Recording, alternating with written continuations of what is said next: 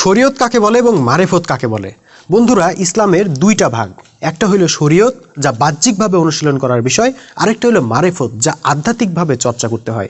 আমরা অনেকেই শরীয়ত নিয়ে পড়ে থাকি, মারেফতের কোনো খবর নাই। আবার অনেকে মারেফত নিয়ে পড়ে থাকি, শরীয়তের কোনো খবর নাই। অথচ ইসলামে দুইটাই কিন্তু সমানভাবে গুরুত্বপূর্ণ। একটা উদাহরণের মাধ্যমে এই গুরুত্বটা বোঝার চেষ্টা করা যাক। ধরেন, আপনার অফিসে 1 লক্ষ টাকার একটা বান্ডিল আছে। আপনি চাইলে এই টাকাটা চুরি করতে পারতেন, কিন্তু আপনি চুরি করলেন না, কারণ চুরি করে ধরা পড়লে কঠোর শাস্তি হবে। আপনি শাস্তির ভয়ে টাকা চুরি থেকে বিরত থাকলেন। এইটা হলো ইসলামের শরীয়তের দিক। কিন্তু মনে করেন আপনার সামনে এমন সুযোগ আছে যে আপনি চুরি করলেও ধরা পড়বেন না, কেউ আপনাকে দেখবে না এবং কেউ শনাক্ত করতেও পারবে না, কিন্তু তারপরও আপনি চুরি করা থেকে বিরত থাকলেন, কারণ আপনি চিন্তা করলেন কেউ আমাকে না দেখলেও আল্লাহ তো দেখতেছেন। এই যে আইন কানুনের ব্যারিকেড না থাকার পরও শুধুই আধ্যাত্মিক প্রেরণা থেকে আপনি চুরি করলেন না, এটাই হলো ইসলামের আধ্যাত্মিকতা বা মারেফতের দিক।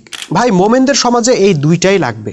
কোনো সমাজে প্রকৃত ইসলাম প্রতিষ্ঠা হলে ইসলামের আধ্যাত্মিক শিক্ষার কারণে জনগণ আধ্যাত্মিকভাবেই সৎ ও ন্যায়নিষ্ঠ হয়ে যাবে।